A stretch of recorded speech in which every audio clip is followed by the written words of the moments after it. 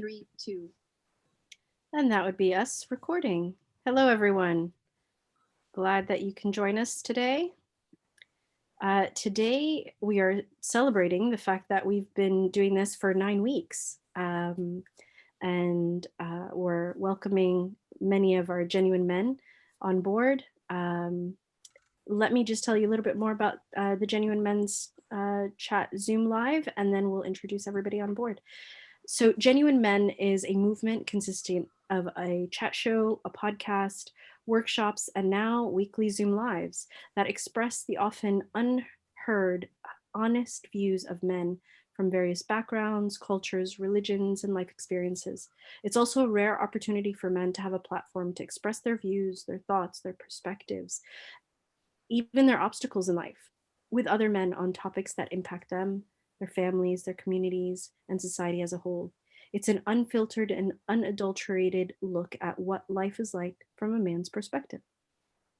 Hello, I'm your host, Reham. I'm a Genuine Men's coach, and I'm here to welcome our genuine men to the call today. We've got Alan, we've got Michael. Hello. We've got Nick, and we've got Tim. Hi. And Tim happens to be our very own guest speaker today.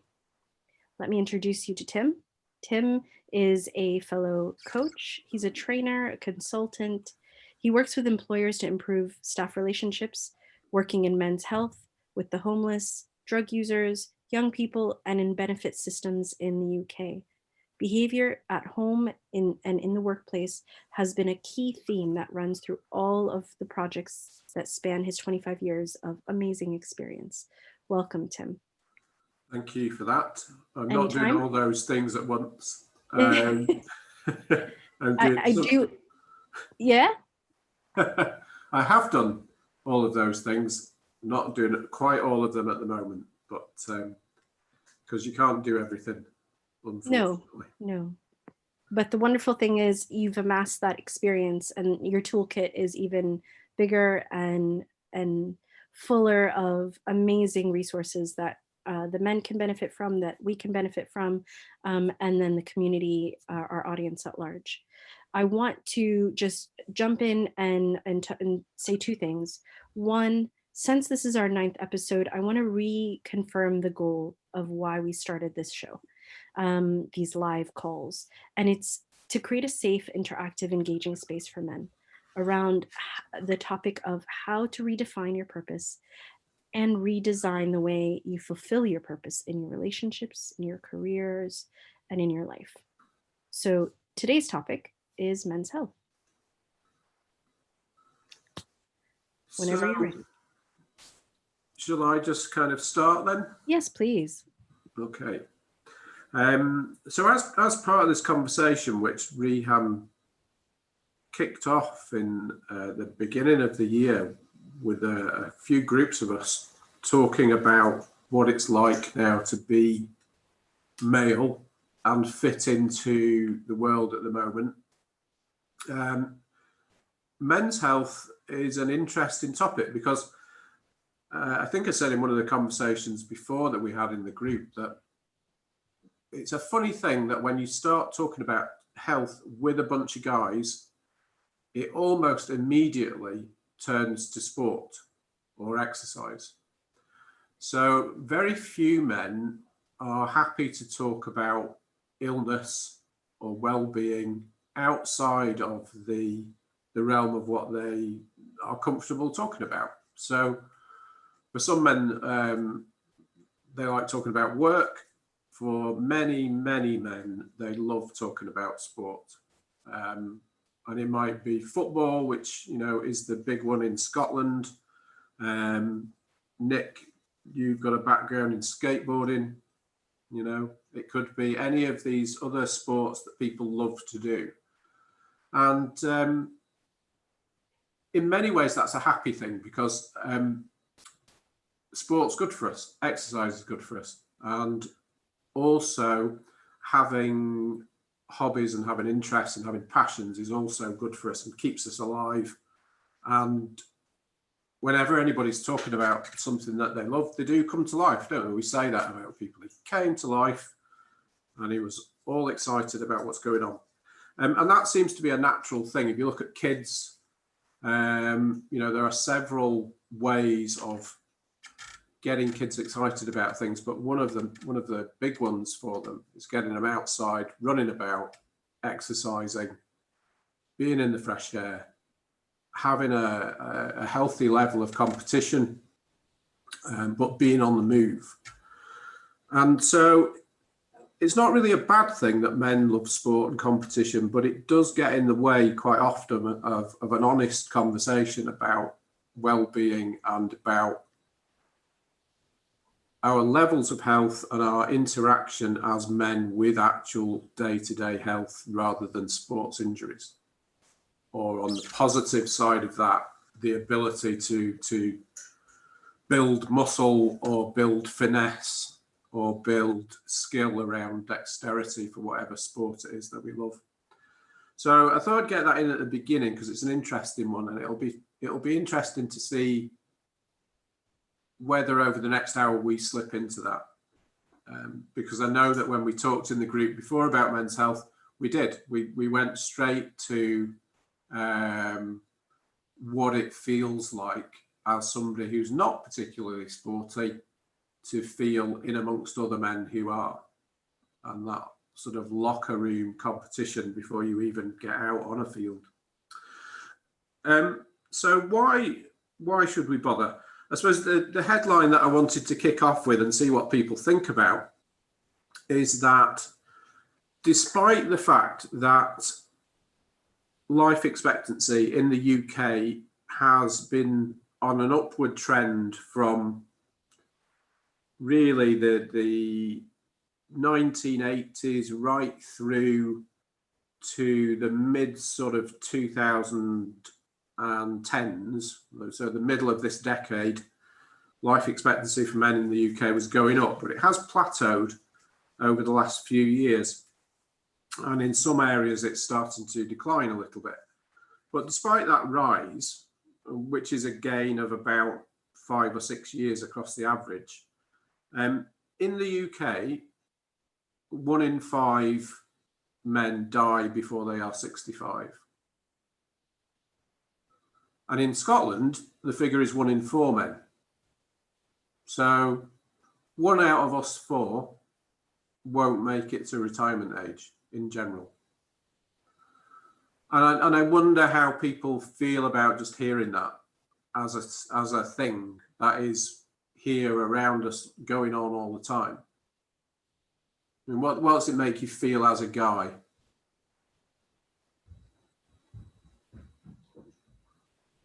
Michael? I think it's listening to that in itself is quite scary. And if I go back to that background sometimes that we come from and the cultures that we come from, just like you just highlighted there, in our communities, talking about men's health is kind of some uncomfortable area, and therefore you find that most of the people that might get themselves involved into talking about men's health are well-to-do people. You know, they have a bit of money and they can afford some of these things or activities. Otherwise, generally, is seen as talking about men's health is seen as a weakness, despite the fact that it affects the community, despite the fact that there are those issues that need to be addressed. So culturally, there's a stigma attached to it, and so it takes a lot of guts for people from at least the BAME communities to talk about. In most cases, it will be done in groups or communities which have got a bit of money, or are really keen to develop those skills. Otherwise, generally, it won't be. So hearing those statistics is quite scary. And I think, again, it's something that needs to be highlighted, but probably highlighted in kind of a different way, whereby people are not scared of addressing and talking about on the side of being interested in, want to, we need to participate. Yeah, that's my take on that.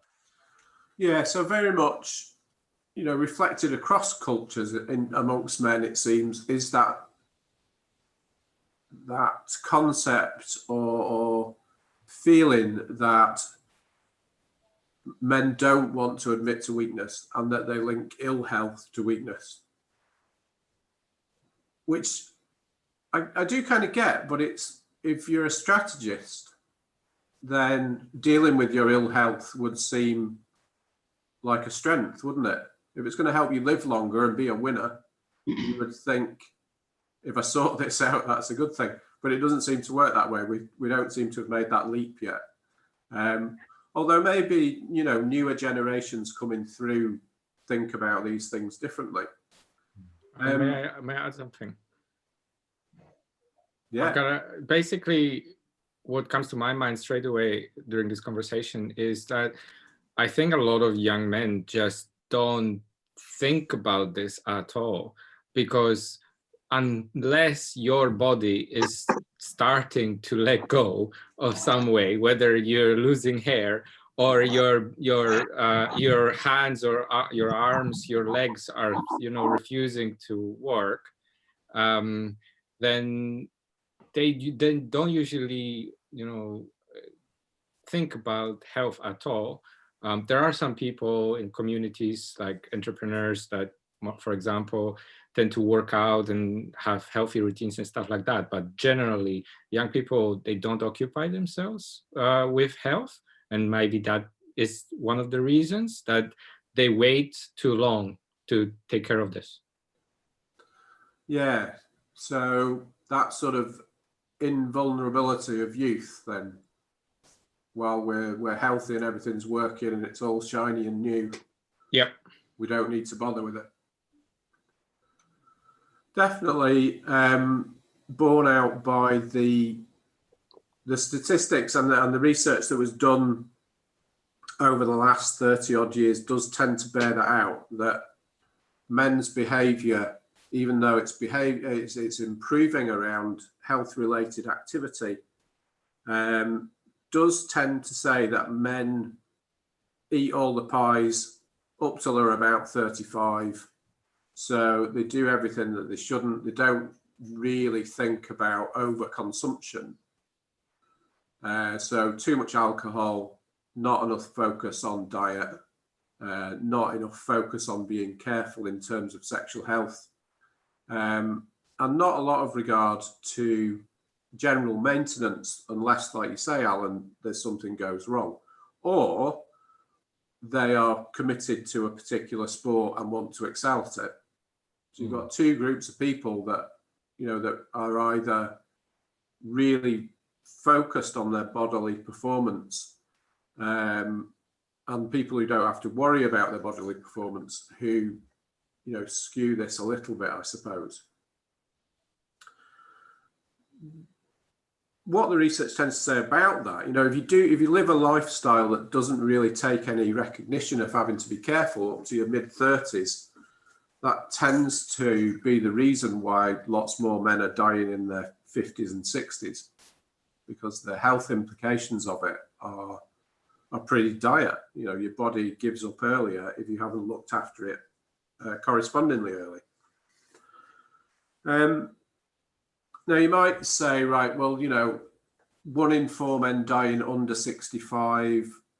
Okay, everybody dies once they get a bit older. But in terms of comparing that to women and when they die, there's 50% more men than women die before they're 65. So it's not that this is happening to everybody. There is a there is a very vivid difference between what's happening in women's lives to what is happening in men's. And that is reflected across all the age groups right up till you kind of run out of men in their 80s. Because if everybody's died early, there absolutely must be more women dying in their 80s because there's no guys left. So even when we think, right, it's not as big as an issue as as it might be, it actually is. There's a big difference going on. And that's why men's health is important as a topic, because we don't still totally understand why it is that right up through the age ranges, men are not as resilient in terms of ill health as women are. There's another aspect that comes into it that some people have put forward maybe as the reason, which is that in terms of reproductive health, so the contact that women have with the health service because they're going to have children, that contact is much more than guys have. So if you take out ill health and just focus on the need to use a service around having kids and being able to have kids, there's a routine or a practice, if you will, that women get into that allows a dialogue between them and the health services that are provided. That means it's not as much of a leap to then present with ill health as soon as you get symptoms of it. And the other thing around that as well is, this feeling of responsibility for children, that women perhaps as a general thing, not an individual thing, have more responsibility for childcare, have more responsibility in terms of parenting, and therefore are quicker to deal with health issues so that doesn't impact on their ability to look after their children. So all these ideas are kind of floating about around this. And again, I would say, what do you think about that? Do you think in your own personal terms, if you found that something was going wrong, how easy would you find it to pick up the phone and say to a doctor, something's not right, can I get checked out? I think it's really interesting topic, actually, thinking about the gender dynamics there. And men traditionally have got this kind of stoic, unbreakable nature where being vulnerable and asking for help is seen as a weakness. And women just don't have that. They have traditionally always had support networks they can reach out to. And an extension of that is asking for help for your health. And I feel, personally, that health is something that you completely take for granted until it's taken away from you. And after that, you realize how vulnerable our meat vehicles that we ride about in are, and how important it is to get regular MOTs and check the oil just to beat that metaphor to death. But yes, I really hope that it's changing. And just to counter Alan's point about young people, I think on the other side of that, young people are feeling the pressure to be fit and healthy and to have six packs on Instagram. So they're concentrating more on their diet and almost going the extreme way where they wouldn't even touch all the pies. They're more on intermittent fasting and protein shakes and feeling a different societal pressure around health than ever before. That's an interesting point. I actually would agree with that. Yeah, there's a lot of that too, and it can go so extreme that they will probably wear themselves out in the gym or strain their backs and their their muscles because they want to get so fit. Yeah, absolutely. There's one thing I wanted to say about calling the doctor. So that's an interesting one because two things. One is I am from a family that we had at least a couple of people that are kind of hypochondriac, which means basically if they constantly think there's something wrong with them. So I'm the extreme opposite. Whenever there is something going on, I'm like, no, that's probably nothing. I'm probably exaggerating. I don't need to worry about that. I'm not going to go to the doctor. And my girlfriend is constantly telling me off for this, because she's like, what if there was something wrong? What if that chest, that pain in your chest, that was something? And I'm like, no, but I would rather not know if there's something wrong with me. I don't want to exaggerate. I don't want to make myself feel sick, like be hypochondriac. So I don't call the doctor. I don't go. So I've been living here for 10 years. I have been to the doctor once. Mainly because it required me to register, not because I actually wanted to have my health checked, and I probably should, because I'm after 30 now, 34 coming up, so should probably check myself up, but I don't want to do that. And can I put you on the spot and say, why is that? So that's a mix. Like, one of those things is probably because I'm scared that they will find something that is there. My father died because of cancer at 44 years old. So obviously there's a slight worry about that. And like, I believe that obviously some of us could make themselves sick, like by just thinking about it constantly. I worry about people who are hypochondriacs, and I actually make themselves sick from here. So it's like a mix of those. A bit of being scared, what if it's gonna happen? I would rather not know and just like live my life until I just collapse. Or basically, you know, just make myself depreciate, if that's the right word. But yeah, it's fear mainly, I think. Yeah, and understandable though, you know, with the situation with your dad, then, you know, that makes sense, doesn't it, to worry that things will happen and go badly for you. Yeah. Michael, you're looking like you want to jump in. I think again, going back to the medical side of it, you highlighted there in terms of women, you know, already they get that access to the doctors, and I look at my kids growing up, and my daughter is now 14, coming to 15, and my older son is coming to 16. The girl, even at their school, they've already started that interaction with them in terms of their health, in terms of checkups, which the boy who's older never gets. Now, sometimes, again, that support, that service on the men's side, I think sometimes it falls into the ego, whereby we have it, and therefore, after a certain period of time, that fear then kicks in. Of why should I? You know, I've grown up 30 years, 40 years. I've never gone to the doctor. Why should I? But underneath that is the ego, is the fear, and all those things.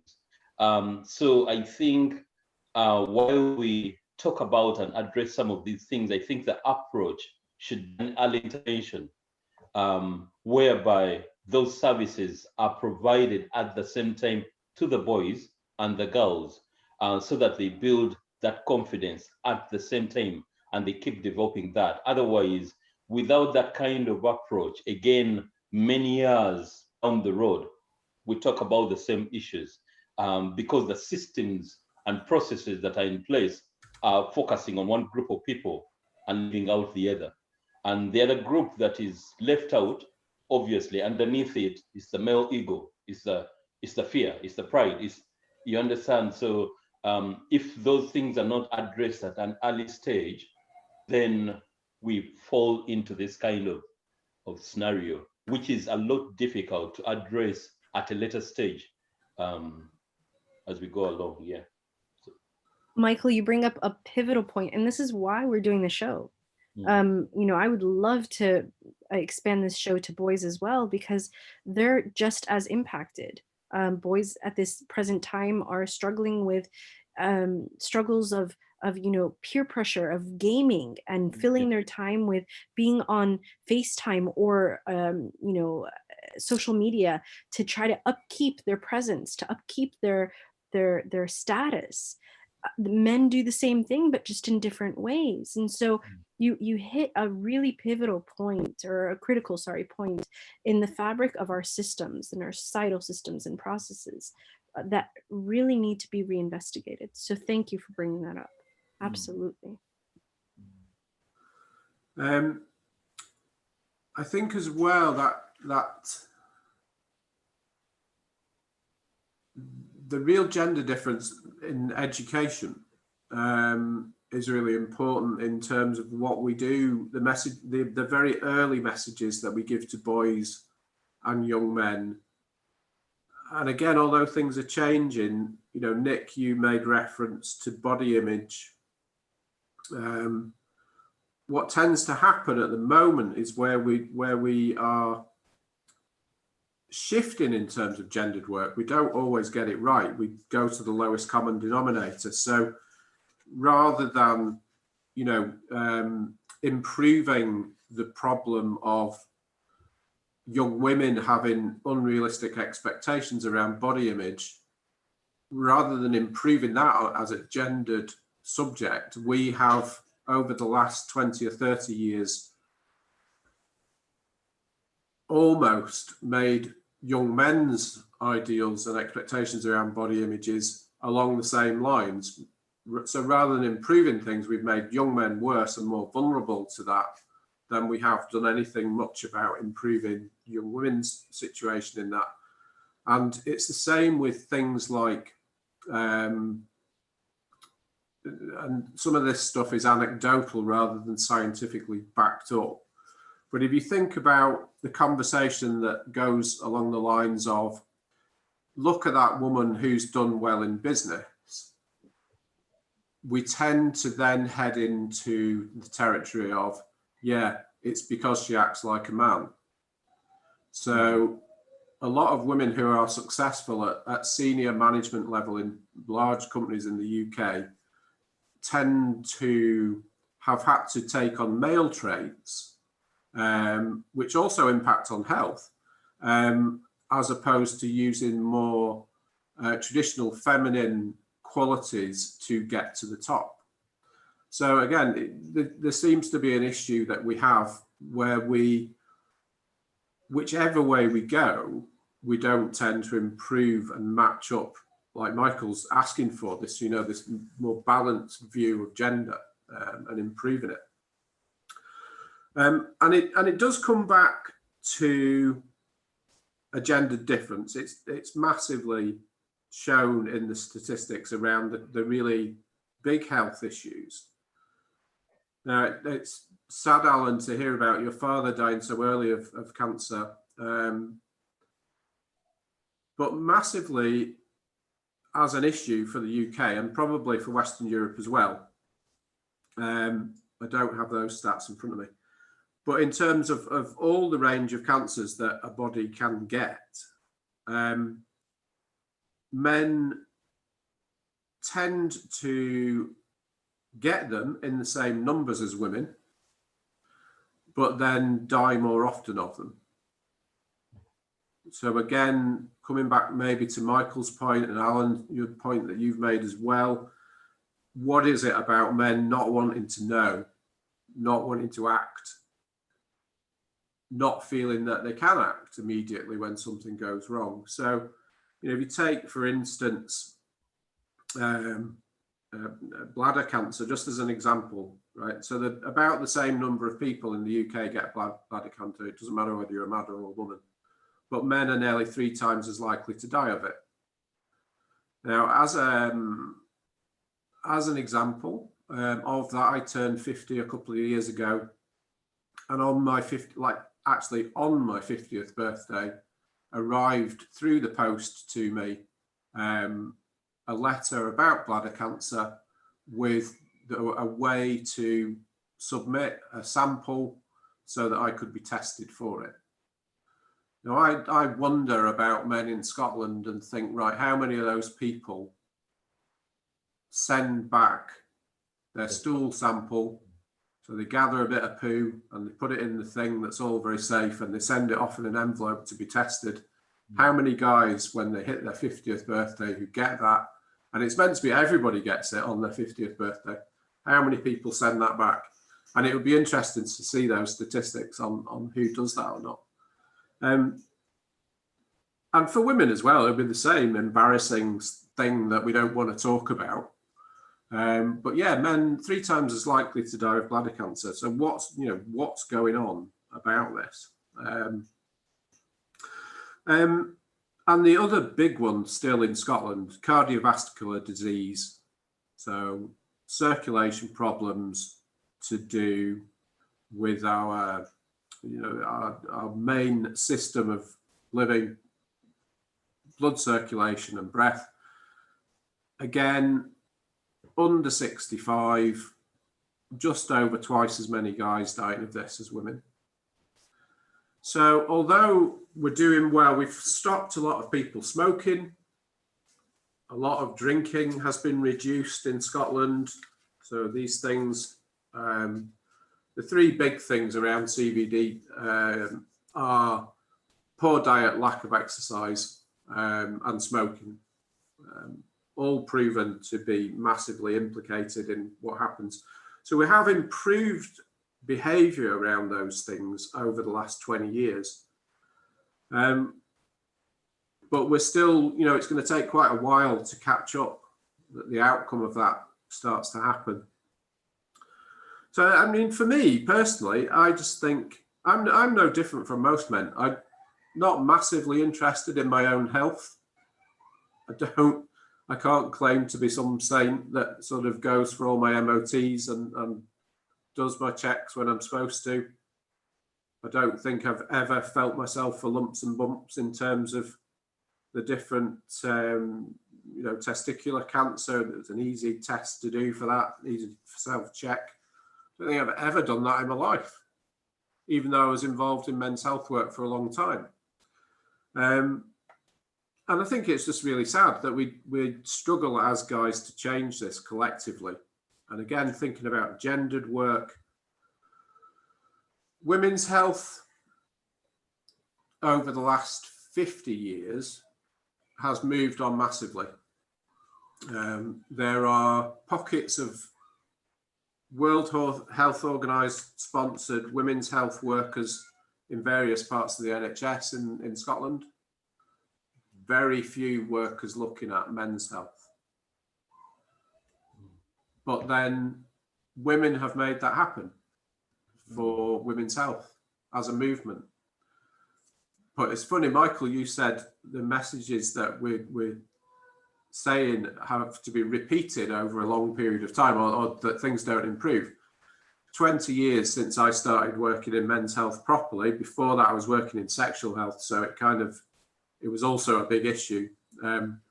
But I was quite surprised. I went to a meeting in January about men's health, and all the things that we were saying 20 years ago that were big issues are still the headlines now. Exactly the same stuff, as though no work had happened in 20 years. So part of me says, what's the point? If men really aren't bothered, then fair dues. But that doesn't seem right somehow, especially when you think about that 1 in 4 figure. But I suppose there is a lovely trend, and it's been partly driven by technology, and it's been partly driven by the move to towards vegetarianism and veganism, and to be promoting a healthier planet, whereby larger numbers of younger people are more aware of the issues. So although there's some downsides of being young, and I think, you know, unrealistic expectations about success, about how we present ourselves, how glamorous we have to be, how wealthy people want to appear. So aside from all that pressure, I do think there's a lovely opportunity over the coming, you know, 15 to 20 years, whereby teenagers now are moving into positions of influence, and they'll have a different outlook on life. They've certainly already got a different outlook on the planet. They've got a different outlook on materialism and what money can do for you. So I don't think it's hopeless by any means, but there's a long, long way to go, definitely. The other big one, of course, that we've not mentioned yet, mental health, is around suicide. And this is the one for me that, you know, all the physical health stuff, like I say, I'm no saint when it comes to my physical health. I don't do enough exercise. My diet's pretty good. I don't drink too much and I don't smoke. So I'm kind of thinking that's enough in terms of my physical health. It's probably not, but it's enough for now. But the reason I've stayed interested, and the reason why I still talk to people about men's health and why it's an issue and what we should do about it, is the issue of suicide. Because 3 times as many guys kill themselves as women. It's the biggest killer of men under 55, I think, in the UK. And that's just really terribly sad, that if your only option in your head is to say the world will be a better place without me, then we're letting people down. I'm sorry that that's a bit of a bummer. You know, it's a heavy subject, but it's there all the time. You know, 2 of my school friends last week came on social media separately and said they've been having a good week and just found out that one of my friends from way back killed themselves. Both on the same day came and said that, you know, good friends lost to this. So that's the one for me. How do we educate young people, especially young men, in particular young men who feel different, so men who are disabled, men who are gay? How do we educate them? Hi, Stephen. Sorry to be late. How do we educate them to say, I'm struggling, help me, and not feel that that's weakness, or not feel that that's a burden, or to have some hope in the world? So yeah, if you've got any answers to that one, fling them out now, because we need it. And that sounds a bit flippant, I know, but it's not. It's a sort of, it's a heartfelt cry for where do we get hope from for people? Michael. I think, again, it goes back to that point that I made in terms of the early intervention, where the systems and processes have got to address, have got to have an early intervention approach, because again, without that being put in place, then things fall apart. Again, using the example of my kids, my son, for example, the older one, is so much into exercise and fitness and things like that, which is quite good. Actually, at a certain point, they challenged me to see that I also do something about my physical health, which is good. But then the worry is, without that extra support, in terms of, you know, maybe getting a checkup or guiding them in terms of the physical fitness that he's doing, after a certain period of time, that falls away. So I think alongside the support that is given to the girls at a younger stage throughout their lifestyle, is meant to be the same approach for the boys as well at an early stage, where they are monitored and supported and guided and all that support is available for them as well. Otherwise, again, going back to what I was saying, some of these things, if they're not addressed at an early stage, it falls into that male ego. Therefore, why would I go for a checkup? It falls in under that pride. I don't need a checkup. Just going back to what Alan was saying, I think I fall in the same boat as Alan. Sometimes you feel weak or ill, but you're just like, I don't know, I don't need to go to the doctors. I'll be fine. I'll pull it through. Again, it's that male ego. I'll fight it. And sometimes it works. Before you know it, it's gone. And so you're like, yeah, I've done it. but you don't know the side effects of what that has done to you. And sometimes by the time we address those issues, it's too late.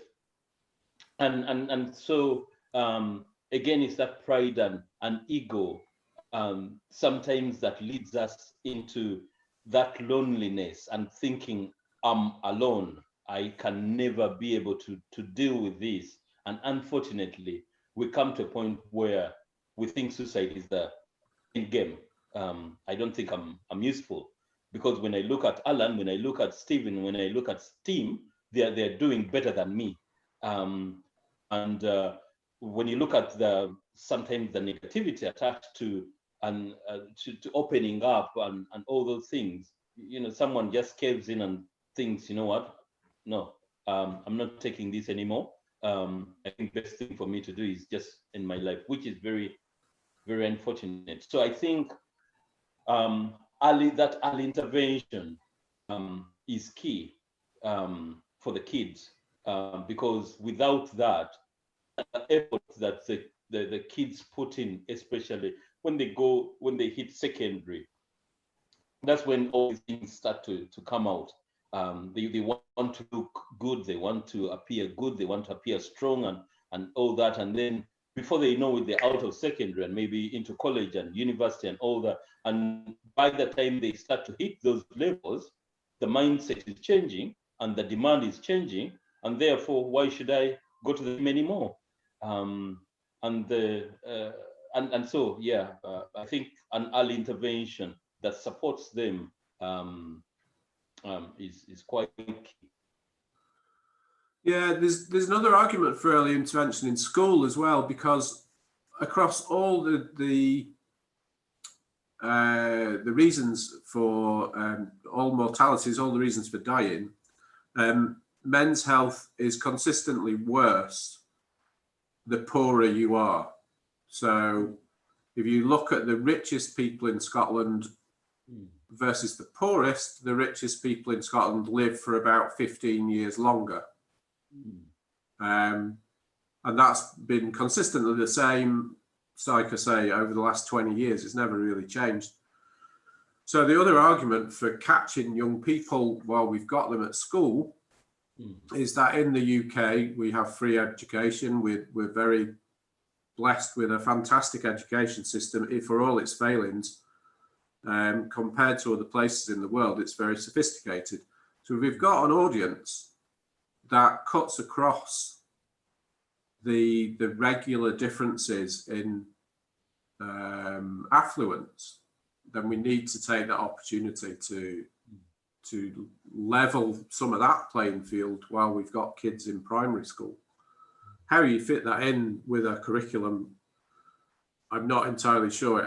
Efforts have been made to broaden the curriculum to bring in emotional well-being and emotional resilience, but there isn't enough time given to that compared to some of the other things that we do at school.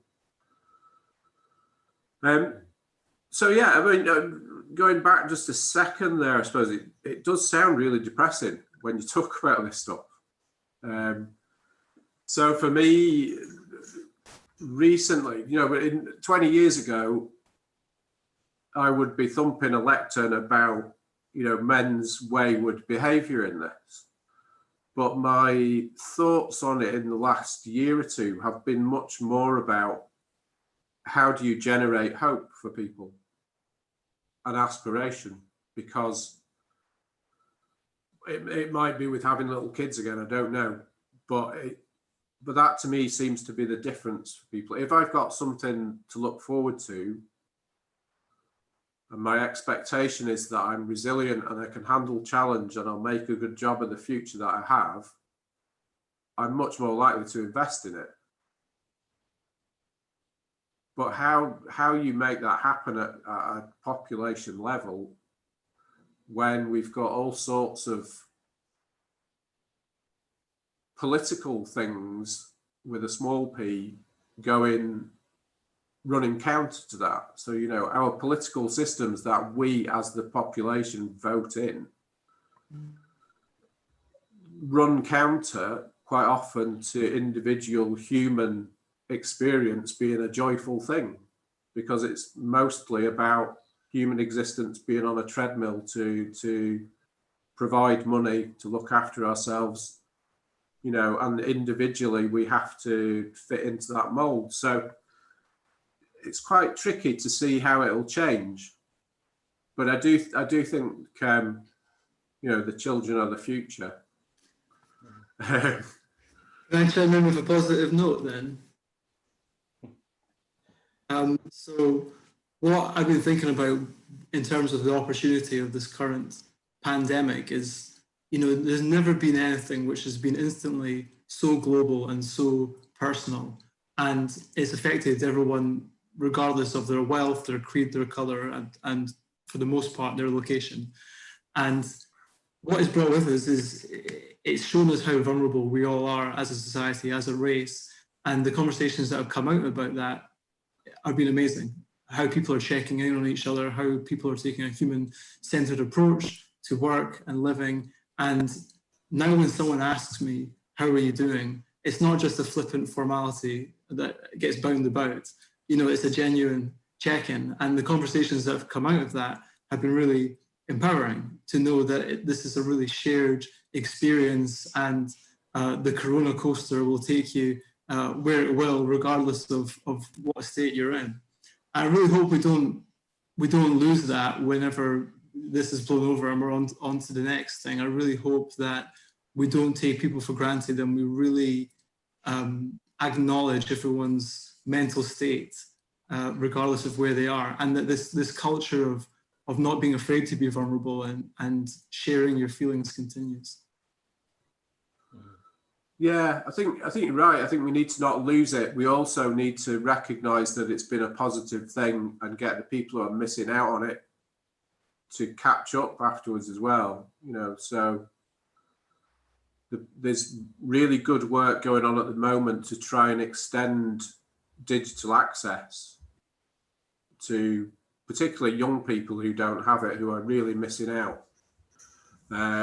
There's good work going on in terms of expanding the work of networks that, you know, that deliver food to people who can't get it.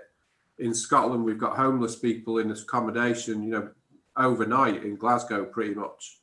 Homelessness has been massively cut. So yeah, there's loads of positives, isn't there, that we need to make sure that we carry forward. I suppose that's the other thing for me. I wonder what people think about this as a thing, right? Because we quite often say we've got to do this. We must make sure we do this. And what we actually mean is politicians, the council, the public sector, they actually need to do that after we've moved on. Whereas actually we are the electorate. We are involved in politics, whether we like it or not. We are community, we are society. And although we've had a long time of indoctrination to say, no, you're on your own, actually, there's no such thing as society, we've got to make those changes happen. So activism, as opposed to keyboard warriorism or, you know, sitting at home watching other people do it, has got to increase somehow. And I mean, do other people think that's an issue, or is it just me being cynical?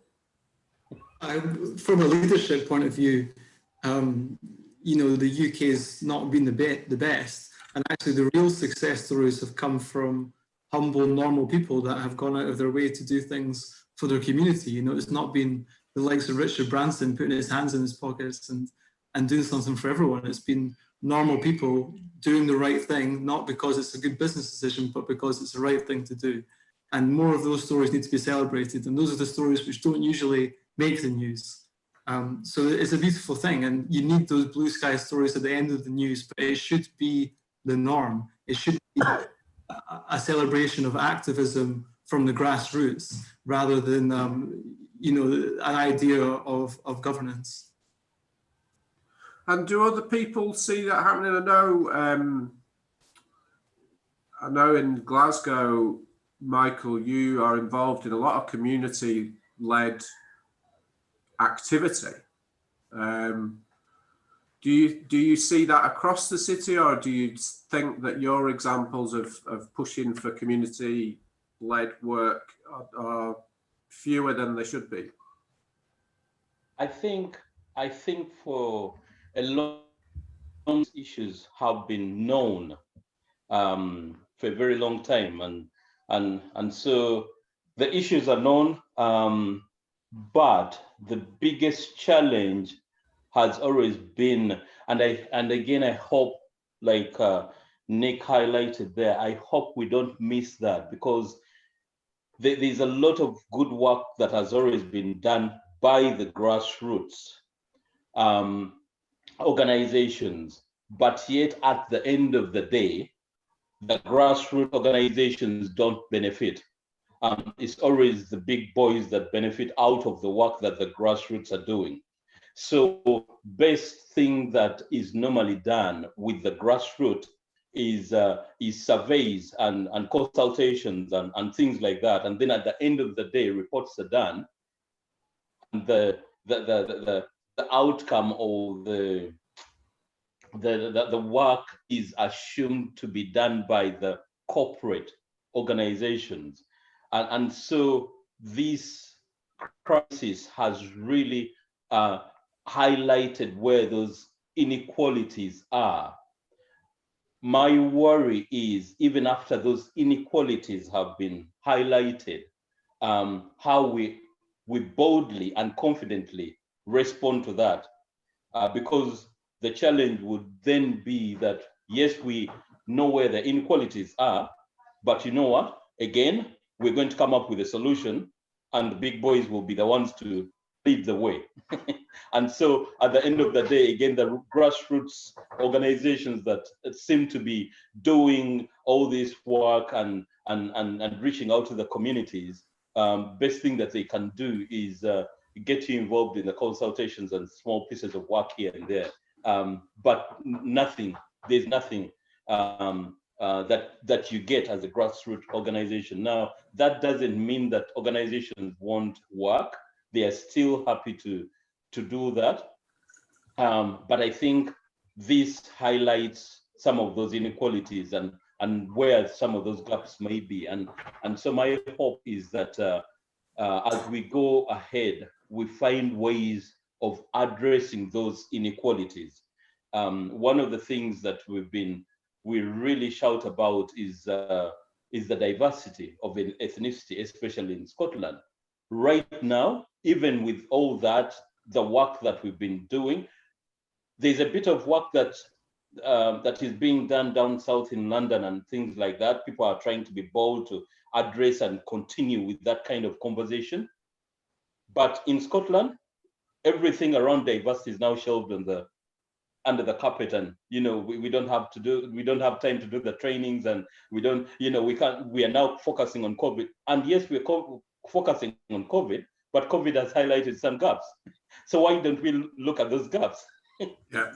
So and so for me, those are some of the challenges that we have in Scotland. The way we address issues in Scotland is from my point of view is really terrible. So we acknowledge the issues. We've done the reports and we've done all these things, but when it comes to action, no action at all. And so that worries me, and I just hope that something gets done. Otherwise, again, just as we're talking about the health side of things, whereby a lot of work has been done, some of these things were done 20 years ago. It's again the same thing, exactly the same thing, same cycle that we're going through in regard to some of these issues. Yeah. So what I hear from all parts of the public sector at the moment, whether that's those involved in delivering legislation through to those actually having to deliver and, you know, talking about everything from public agencies and so forth, to go back to Michael's point there, they are simply at capacity. People have been repurposed off from one thing to another, and there's just simply no bandwidth left in the system for anything else. I was having a conversation with somebody earlier who said, you know, all of our work is taken up with this. I've just had a meeting where we were talking about some other bits and pieces that were all really important and trying to work out which of those we could potentially do. But you kind of get the impression there's, you know, Michael, you highlighted from the area that you're most familiar with. I suspect there's a ton of others as well that are just being pushed out at the moment, which I'm guessing then also makes the argument for us having to step up and do it ourselves as far as possible, which I'm afraid is rather like David Cameron's big society in the flesh, I think, but there you go. It's a big leap to make, isn't it, from where we've been? And that's obviously a sweeping generalization, because there's lots of men who are active at community level, but there's a hell of a lot who are not. So for me, I suppose the bottom line of this is, if we're going to change things in terms of men's health, we somehow have to have a shift in men to think that it actually matters, and they have to care. They have to care about themselves. They have to care about other men without worrying about how that sounds. And they have to take hold of this and have a movement themselves of improving. And for that, you need a reason to do it. So why would life be better if we all cared more about our health?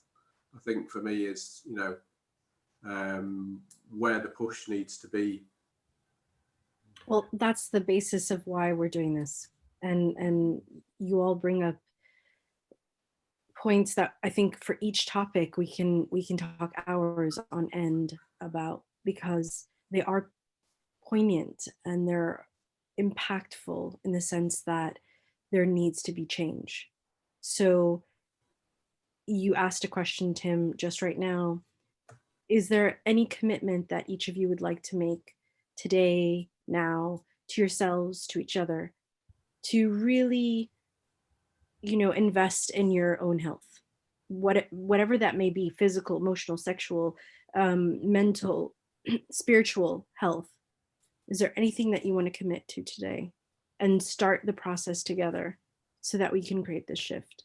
All right, so I will probably get myself checked after this conversation. I mean, not today, not tomorrow, but I'll get that done. Maybe that's a good kind of prompt to finally do it. Yeah, why not? So general health check. Yeah. On your concern, Alan, very quickly, I really wonder if the pandemic might cause more men to be less likely to go to the doctors, because we are being told to not go to the doctors or A&E for non-essential conditions. And I wonder if that's just the pushback that a lot of men need to just put a halt to any good plans they might have had. Yeah, just put a downer on it all. Yeah, thanks, Nick. But you prove an important point. You do bring up a really important point, because I know a lot of people have resisted going to the GP. So Alan, I want to commend you for making that commitment to checking in on your physical health. I want to just reflect on the courage that takes. And you know that you've got a family behind you, these genuine men here, and myself, and you know, this genuine men's movement. We're here behind you 100%. Anyone else? I think for me at the moment, thinking of this in more educational terms, lots of time at home with my son and my daughter over the last couple of months has made me focus on really trying to find ways of making sure that they are educated properly about the differences in gender and how positive they can be and how they shouldn't be used in an oppressive way, you know.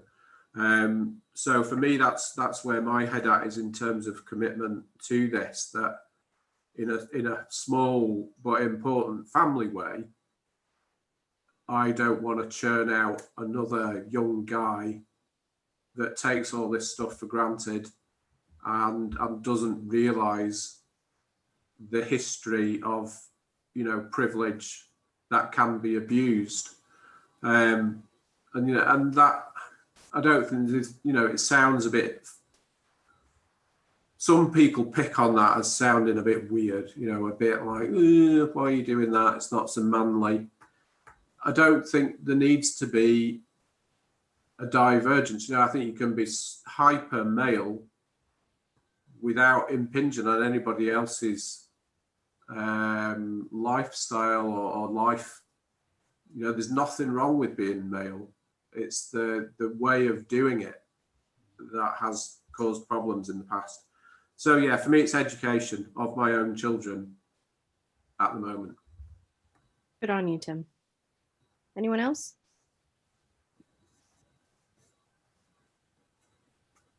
For me, I think it's the physical health that I'm going to really work on. I would like to look like Alan, like Nick, like Leket. I need to going back to what about me? And you missed Stephen too. Yeah. Wow. Stephen too. So going back to the example that I used about my son, I think I'm going to take up some of the challenges that they throw at me. I don't know how that is going to work out. So yeah, watch the space. Watch. Yeah. Good stuff. Stephen, I think Mike was trying to motivate you. That was his kind of delicate way of saying you put on the pounds, mate. I think as time's going on for me, I'm realizing that I'm not that young guy anymore. Getting out of bed, even getting out of bed, isn't as easy as what it used to be honest. Simple things like that, I think, just kind of, you know, made me more conscious of things are going to get a bit harder as time goes on for me. So I need to start kind of stepping up, to be honest, whether that means in my diet or just physically going out there. And even that thing that you were all talking about of something's wrong and you're just won't own up to it. You're too manned up, like, hey, I ain't going, you know, I'm all right, I can handle this. I don't do that anymore. Recently, I was in hospital for issues with my appendix, and I kind of dealt with that very, very quickly. As soon as I felt symptoms in the house that were quite foreign to me, it wasn't something that I'd recognised that I'd physically felt before. And immediately, I picked up that phone, called NHS, and said, "Something's not right." You know, you know your body, or else I've begun to listen to my body more. I think I've begun to connect to my body in terms of anything that's that I don't understand. You know, I'll pay kind of more attention on it and try to see what's going on here, and I make myself more aware of myself, my own body as well. So, I mean, that was something that I highlighted just recently, as I said, with my appendix, and I dealt with it straight away, thankfully. Obviously, with everything going on with the COVID thing, the normal procedure is they do surgery, they take it out, the next day they send you home, but they weren't willing to do any type of surgery at this particular moment. And they looked for alternative treatment, which was using antibiotics. So the stay that I had in hospital was a wee bit longer than what it normally is for these types of procedure. I was in for about 6 days on antibiotics. but yeah, I mean, it was something that other things perhaps I'm still kind of, you know, I have that kind of masculinity kind of idea of, I won't ask people for directions. I'll kind of go and get lost driving about, and then eventually when all was lost, then I'll maybe ask. So, and those type of things, I probably still have that trait. But yeah, when it comes to health and certain other aspects, I think, you know, I'm very, very conscious of it now. And I do make that, I do make my friends aware of that as well in conversations now, whereas it never used to be a case. But I think the kind of group of people that my kind of generation, for their own benefit, if I think it's something of their own benefit and I think that they're kind of lacking in something, I will say it. I'll have a conversation with them. One of my friends came to visit quite recently, and I was out walking with my wife, and I said, look, I'm out walking. He goes, okay, look, we'll keep our distance. We'll just come and meet you and we'll do the walk with you. He literally walked maybe about 1,000 yards and he had backache. And I was like, man, this, you know, and I've been on him now. Since that time, I've actually been very concerned for him. And I phoned him a couple of times to address that. And he's been, you know, making excuses. Oh, no, it's because of this. Oh, no, because of that. And I was listening, I can hear what you're saying and you're hiding behind excuses. You're really not facing up to the thing that you have a problem here. And I think that's a good thing if we can actually start, especially people that we're close to, that we can talk like that. I think it's good to have that conversation with people. No, that's great, because that's a, you know, that's a really clear example of what I'm saying. You know, how easy is it to care about our friends and actually do something about it? Because that's what needs to happen. So it's cool. Yeah. Glad you're healthy, Liaqat, and welcome back. And yeah, good on you for seeking out your friend to call him to his own health. You know, good for that. Good for you. I think it is that. I think we have to be more concerned as human beings, you know, and you know, it's I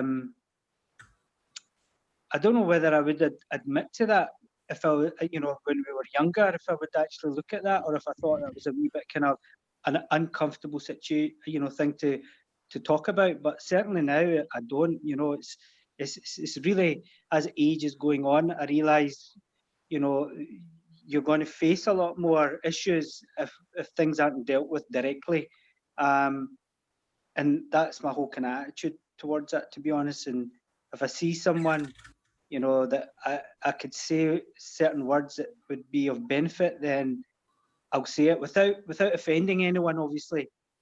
You know, and being kind of, you know, constructive rather than destructive in the way that you talk to people. Any last minute takers before we wrap up?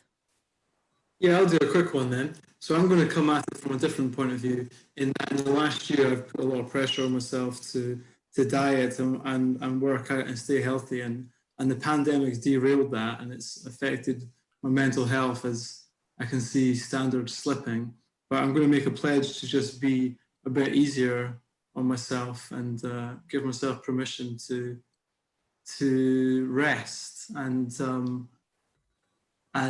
prep myself in battery saver mode for the next challenges that we've got coming as a society. Good on you, Nick. Good on you. Battery saver mode on.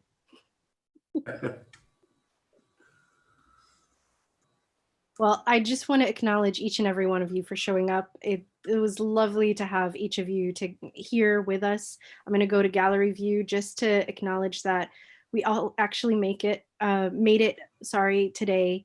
We're missing a few men, but each of you are invaluable to this process, to this movement, to make it what it is today and what it could be. So thank you for your commitments to each other. Thank you for your commitments to yourself. And thank you for your commitment to this movement, this Genuine Men's movement about giving men an opportunity to be healthy from the inside out.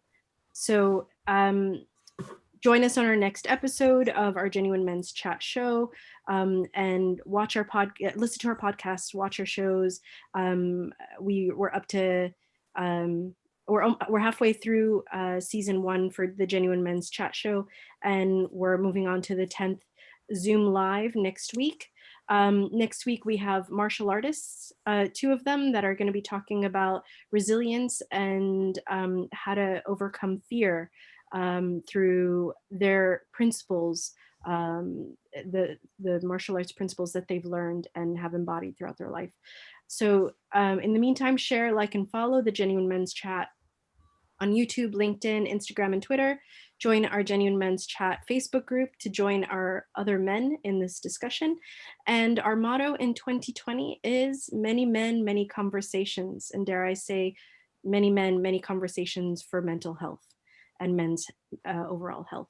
Have you taken your seat at the table yet? See you next week. Thank you.